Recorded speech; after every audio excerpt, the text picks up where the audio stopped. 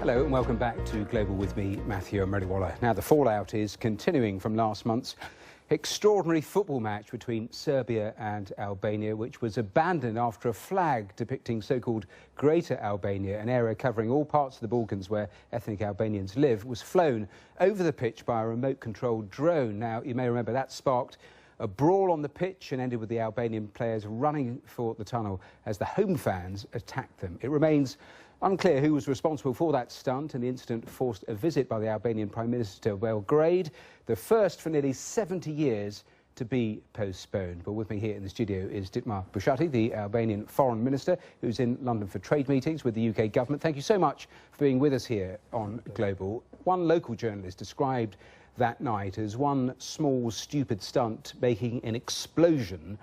Are the reverberations of that explosion still being felt, do you think? We are more than determined to open a new chapter in the region and also a new chapter in the relations with Serbia. As a government, we have condemned the provocation, also the violence and all events that surrounded the football match before, during and after. They were very unpleasant, and we have urged also Serbian authorities to do the same. It's a throwback, though, to the sorts of tensions between the two countries. Have you been able to work out who actually was responsible for this? I believe, according to the rules, the host country, which in this case is Serbia, was responsible for the safeguard, and we would be certainly happy to work with them. But in terms of flying, you've got no idea, because there had been reports, you'll be well aware of them, the Prime Minister's brother was implicated in some of those reports. Has that been ruled out? They were simply media allegations, and we hope they were not fed by Serbian officials, but they were simply media allegations. And we are more than open to cooperate with Serbian authorities if there is an indication about. And in terms of the hostility with Serbia, I mentioned there in the introduction there was supposed to be the Prime Minister's visit to Belgrade. Now, that hasn't happened for I think 68 years. It had to be postponed. It is supposed to go ahead, I think, next week. Is that still the 10th? Yes. Is that still going to happen now, or is that still in doubt? We have been very determined to have this visit, even after the incident. There has been a phone call between two prime ministers, and there has been a disagreement about the events, but an agreement about the planned visit, which is taking place next week. And so that will go ahead, so no question about it. Will go ahead. Albania and Serbia are two, let's say, key capitals in the Western Balkans, and we have realized over the course of the months, especially with the Berlin process, Berlin conference that was launched this August, that there are more things in common, despite differences. That both of you want to join the EU. Do you think, in effect, an incident like this, with such naked tensions displayed for all of us around the world to see, harms both cases for joining the EU? That's true, and if I could go a little bit cynical, I would say that only UEFA got 200,000 euro out of this dispute between the national teams.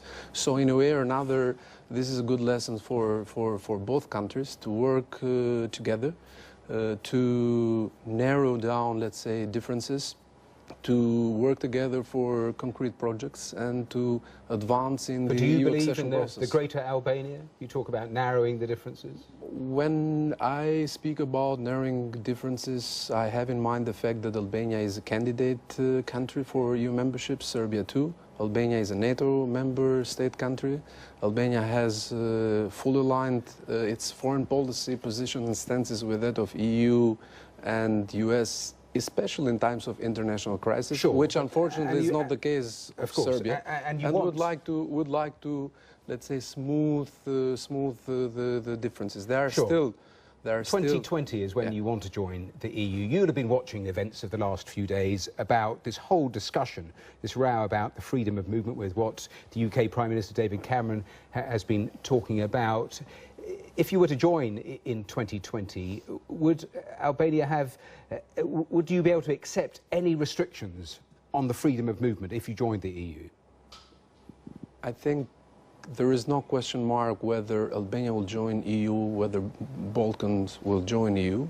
There is always a question about when, about timing. That aside, but on this issue of the freedom of movement, that's very important. Where do you stand in terms of, would you accept any restrictions on the freedom of movement that there currently are not?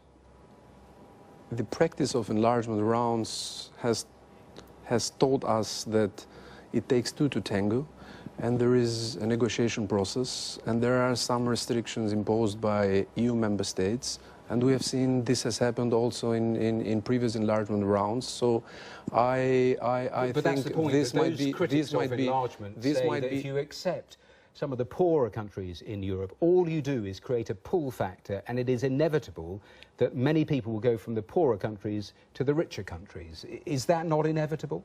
I think we should see enlargement also through geopolitical lens, because 25 years ago we had a breakdown of the Berlin Wall, and we should not build another wall in Europe.